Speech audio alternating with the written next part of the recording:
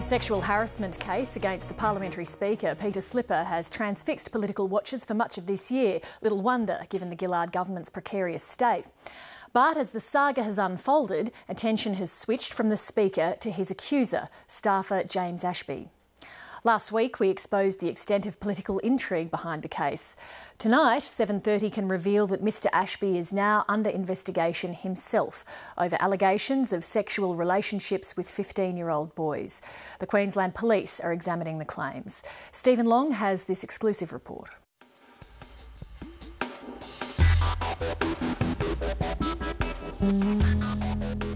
James Ashby launched the court case that rocked the world of politics in April, claiming he was discriminated against after rejecting advances from his boss, the Speaker of the House, Peter Slipper.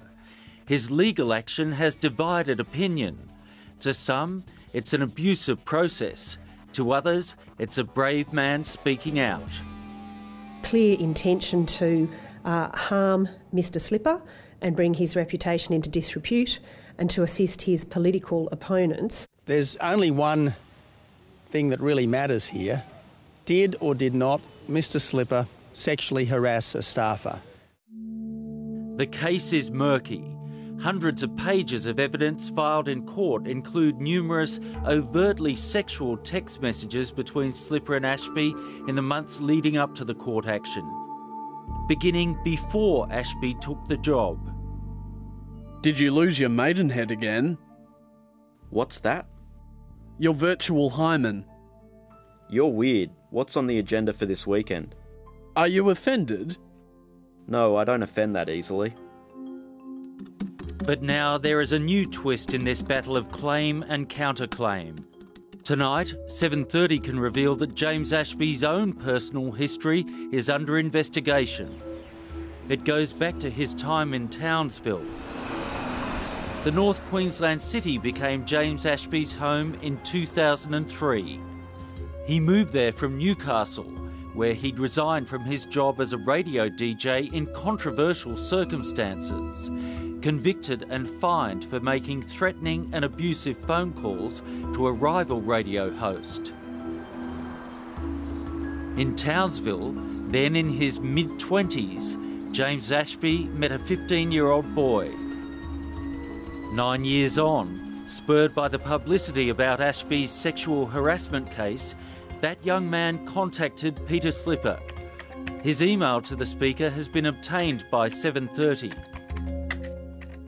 In 2003, I met James Ashby through a mutual friend. He was working for a radio station and in the process of moving to Townsville. We began a sexual relationship which lasted for a few weeks before James broke it off as he had started a relationship with another person, which lasted 2 or 3 years. I was 15 at the time, however what we did under Queensland law cannot be consented to under the age of 18. The guy James broke it off for was also 15 at the time they began their relationship. The email went on.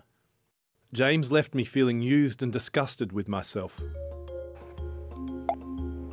7:30 has seen Facebook messages that James Ashby sent to the young man confirming their relationship. I really never gave an explanation behind me f***ing off and not saying why. Strangely enough, the reason was so pathetic, but I thought I'd share it with you. Your mum freaked me out when she walked in on you and me in bed. That did my head in for some strange reason.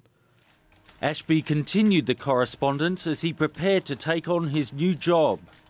I start my new role as advisor to Australia's Speaker of the House this Friday. Shitting myself, absolutely. He went on to say, I have no idea why your acceptance of this half-ass explanation is needed, but maybe it'll give me some closure for something that's been a long-running issue for me. After the young man sent the Speaker this material, Peter Slipper urged him to take the matter to police. A few weeks later, Peter Slipper took action himself. On the 26th of June, Slipper wrote to Queensland Police Commissioner Bob Atkinson, forwarding the emails and Facebook messages. His letter said, Although the allegations that have come to light predate Mr Ashby's employment with my office, they raise issues of possible criminal conduct. In these circumstances, I cannot ignore the allegations. Some may well question Slipper's motivations, but the allegations are being taken seriously. Under the Queensland Criminal Code, sex with minors is an offence punishable by up to 14 years in jail.